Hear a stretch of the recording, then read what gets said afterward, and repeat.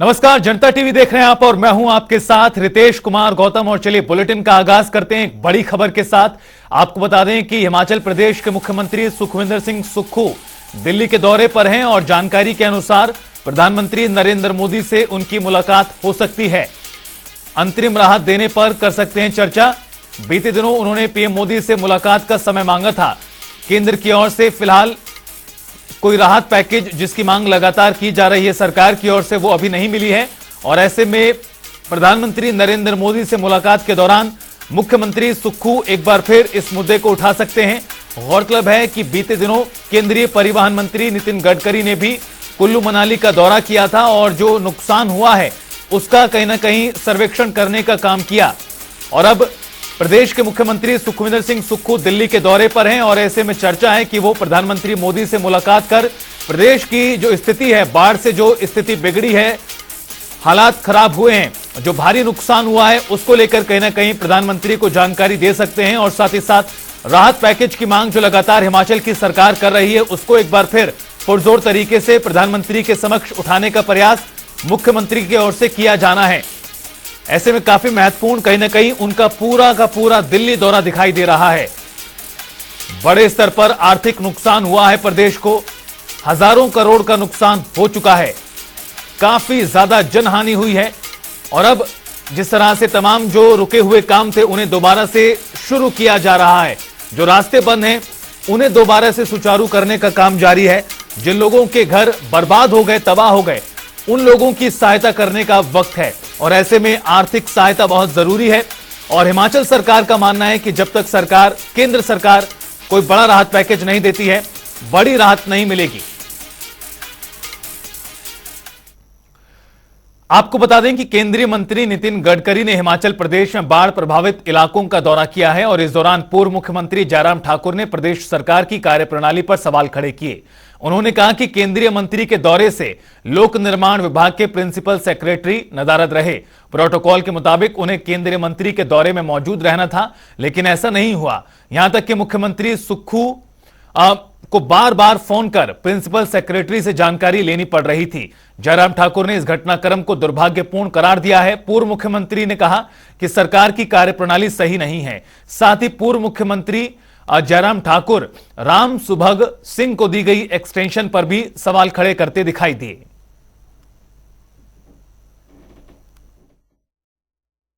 Video जो है वो वायरल हुआ पड़ा है इन दिनों में। आखिरकार मुझे मालूम नहीं क्या व्यवस्था है, क्या मजबूरी है उनकी कि ऐसे एक नहीं अनेक अधिकारी हैं जिनके कामकाज पर प्रश्न चिन्ह है।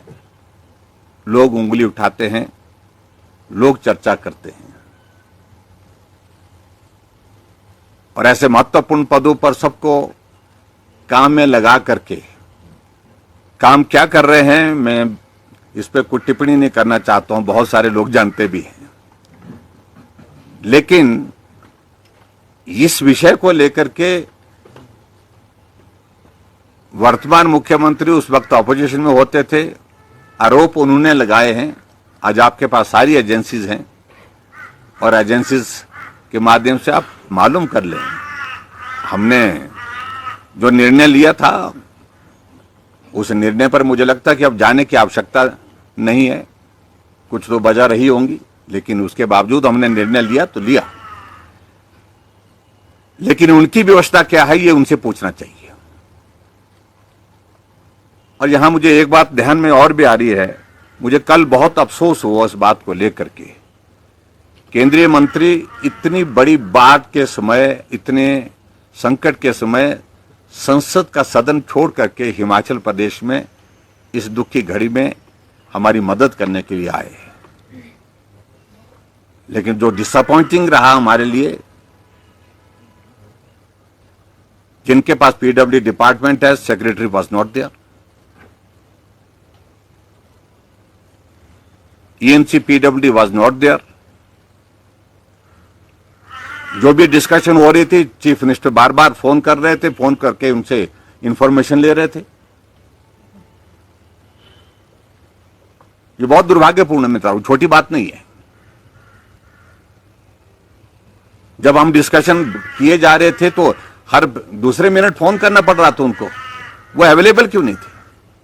इतनी बड़ी त्रासदी हुई है, इतनी बड़ी घटना हुई है, पीडब्ल्यू डिपार्टमेंट का नुकसान जिस कदर हुआ है और उसमें नुकसान की भरपाई करने के लिए केंद्रीय मंत्री हमारे बीच में यहां पर सारा कामकाज छोड़ करके हिमाचल प्रदेश में शिमला में कुल्लू मनाली में पहुंचे और उसके बावजूद वे पीडब्ल्यूडी के सेक्रेटरी वहां पर नहीं है।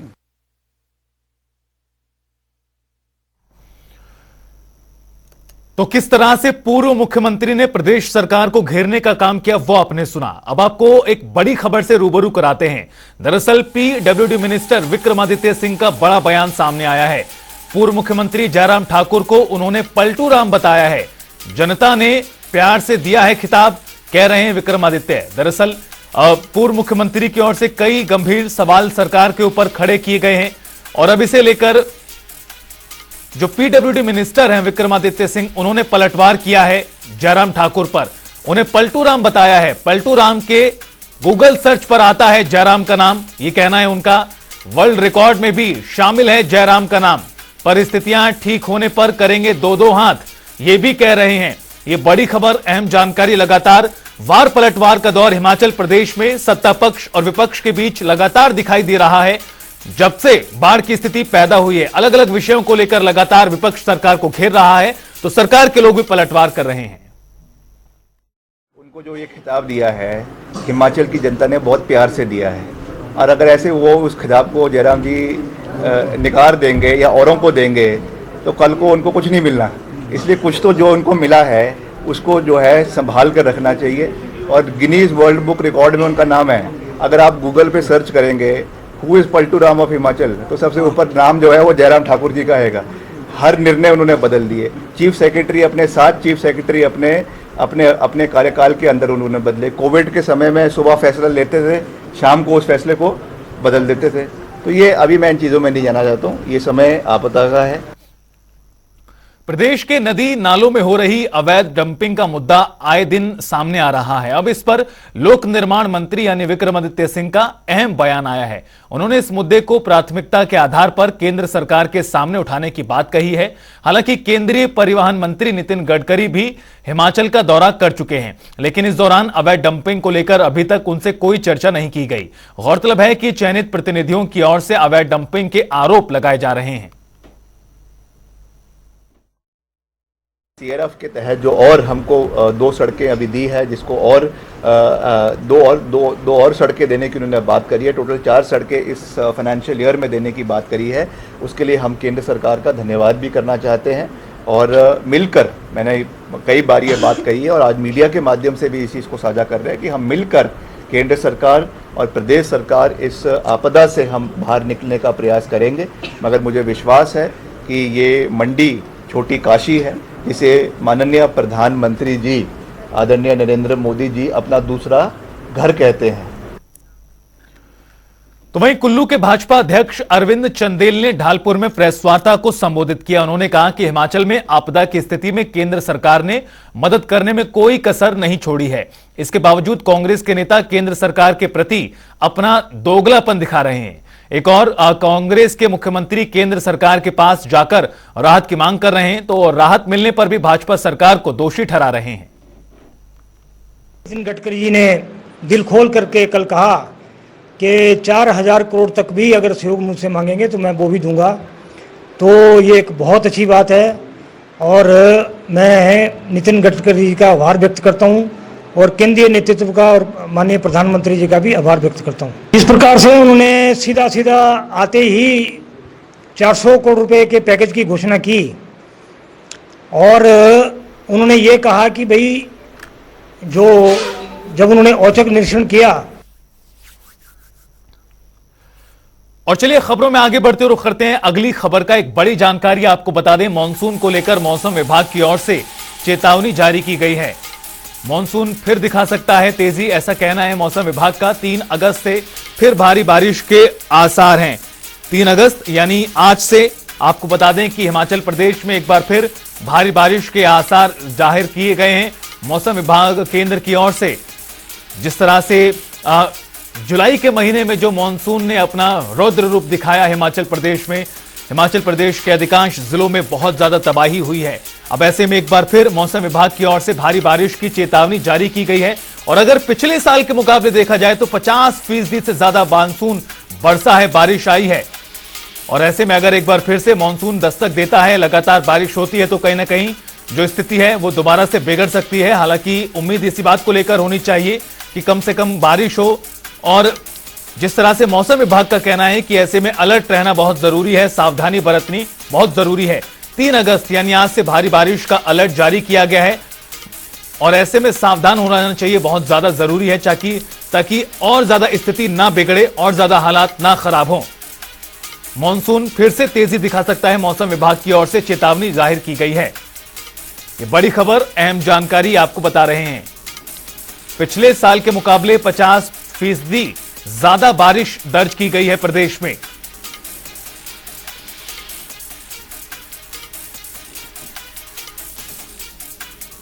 बड़ी खबर, अहम जानकारी आपको बता रहे हैं और रॉबिन शर्मा हमारे सहयोगी हमारे साथ जुड़ गए हैं ज्यादा बातचीत के लिए। रॉबिन, एक बार फिर मौसम विभाग की ओर से चेतावनी भारी बारिश की जाहिर की गई है, क्या कुछ कहना है मौसम विभाग का, किस तरह से मुसीबतें बढ़ सकती हैं अगर लगातार बारिश होती है तो?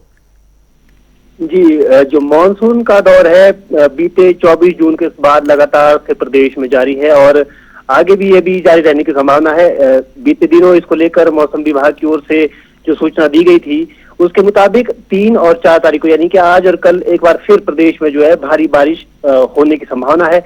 ऐसे में इसको लेकर अब अलर्ट भी जारी किया गया है और वहीं इसके अलावा अगर बात करें तो ये जो बारिश का दौर है ये अभी अगले कुछ दिन और चलने वाला है। 6 या 7 तारीख तक अभी बारिशें लगातार प्रदेश में होने की संभावनाएं हैं।